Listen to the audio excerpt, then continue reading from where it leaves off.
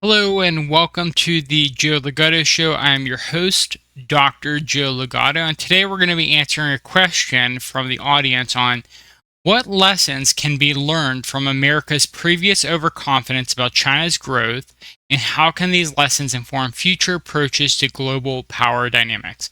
And I think the first lesson there is that no country stays on top forever. After the Cold War, people were talking about being at the end of history and that the United States' dominance was insurmountable.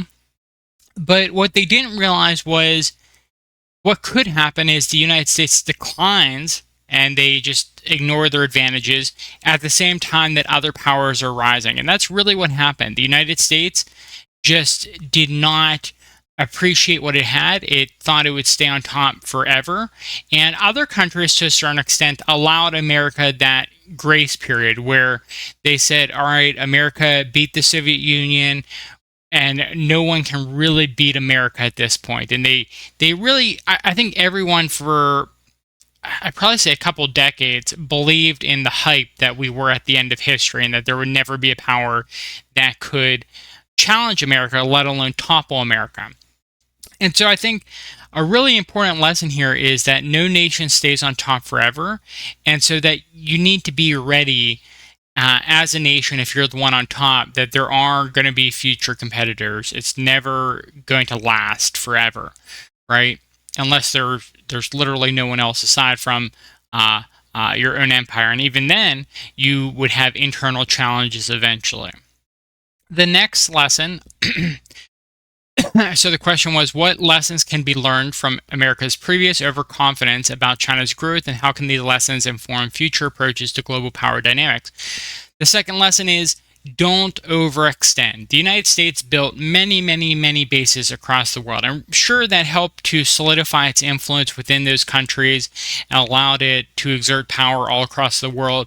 But it overextended in that it just had too many resources that it was dedicating to all these different areas. And really, the United States, I think, based on the first point that we talked about earlier about never being on top forever, I feel like America got overconfident and said, we can build bases, we can spread ourselves thin because there's never going to be another competitor. And so we can just do things that are not particularly strategic just because of the fact that who's going to challenge us, even if we make missteps, even if we're doing things inefficiently, we are on top and there's no competitors to ourselves. And so they overextended. They knew that some of their bases, some of their ways of spreading out throughout the world weren't strategic, they weren't efficient, but they did it anyways just because of the fact that they thought no one could really challenge them, no one could attack their weak points, no one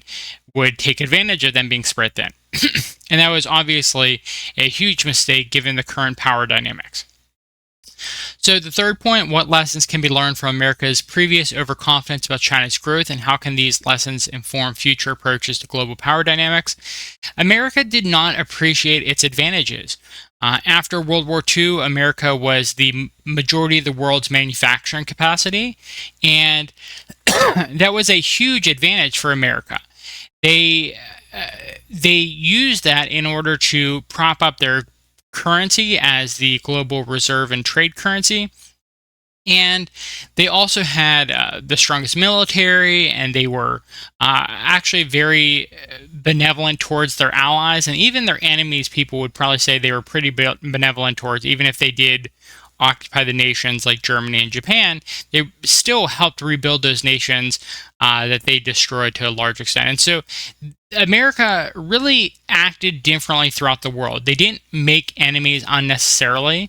And they made sure that after they conquered their enemies, after they defeated their enemies, they turned them into allies. And the United States really just had almost the complete opposite approach to what they had after the end of the Cold War. After the end of the Cold War, America lost a lot of its humility, and they treated their allies and they treated their enemies far differently. They just took advantage of everyone. They didn't really think about how a lack of trust in America and America not keeping to its deals, how that would impact them in the long term. Because again, they just didn't think they would ever have another competitor, and so for them, they didn't really have to follow agreements. They didn't really have to be good allies. They didn't have to be humble, benevolent enemies. They just did whatever they wanted because they thought no one could compete with them. And so America didn't appreciate its advantages. It didn't appreciate the things that made it strong.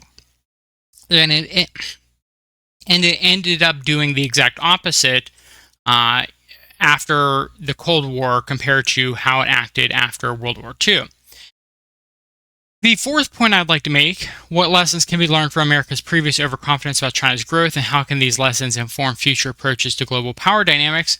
America did not pay attention to rising powers. They really, especially places like China, and China has been a dominant power throughout history, but after the century of humiliation, China was just a really weak power. They weren't even really a competitor to Japan, its tiny island neighbor. But the United States didn't keep track of these things. And you'd think that they're a global empire, they have bases everywhere, they have a huge intelligence apparatus, they're integrated into the world's trade system. Like, how could America not be paying attention? And America got so caught up in its just gallivanting across the world, its war on terror, attacking various Muslim countries, just bombing weddings and stuff like that throughout the Middle East, that somehow, some way, United States just, maybe this goes back to that never on top forever thing, where United States thought it would be on top forever, and so it didn't pay attention to rising powers because it didn't think it was possible for a rising power to reach the United States. Part of this is just outright hubris, but another thing is there's this middle income trap that countries get into, and so the United States thought that places like China would quit rising at a certain point and would stagnate. They thought that's just what countries do.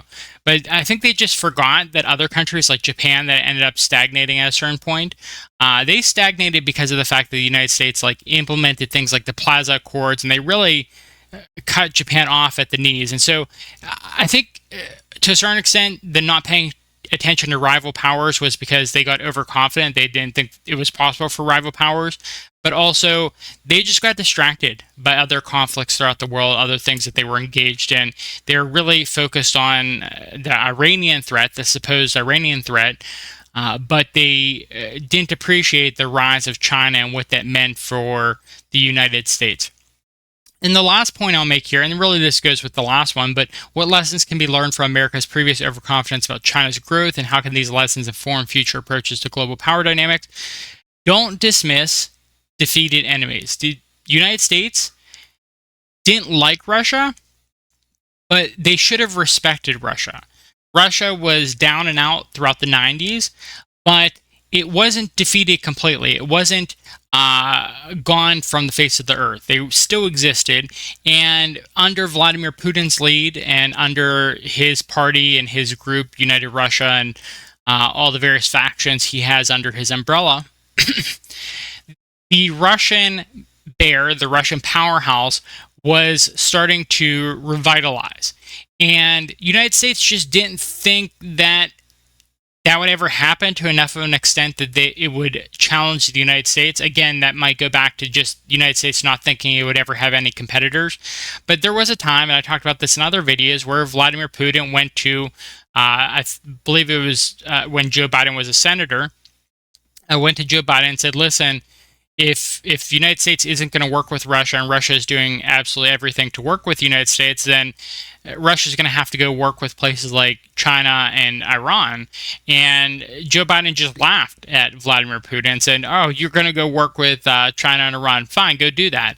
And well, guess what? 20, 30 years later, I think it was 20 years, that's exactly what happened, that Russia ended up working with places like Iran and places like China. And so the United States was not paying attention to rising powers such as China, and it wasn't paying attention to defeated enemies like Russia, and it had its eye on Iran, and it was just playing kind of whack-a-mole, going from one mid-tier power throughout the world to another, just beating them up, not completely defeating them because they need to always have some threat they can distract the American public with, but they lost track of all these threats and the fact that all these threats started to collaborate and started to work together. And so I think those are the lessons that can be learned from America's overconfidence about not only China's growth, but the growth of really all the major competitors to the United States and that entire multipolar bloc that is developing right now. I think we're at 30 some countries that want to join the BRICS alliance. BRICS is an acronym for Brazil, Russia, India, China, and South Africa. There's 30 some countries that want to join that now. And so that's what happens when you get overconfident. That's what happens when you overextend. That's what happens when you don't appreciate your advantages and you don't pay attention to rising powers and you dismiss your defeated enemies. It's like, of course. I mean, when you take all these things together, of course, this is the situation that America finds itself in. And so that's what I will leave you with for this segment. We'll be back with more questions and answers later. Thanks.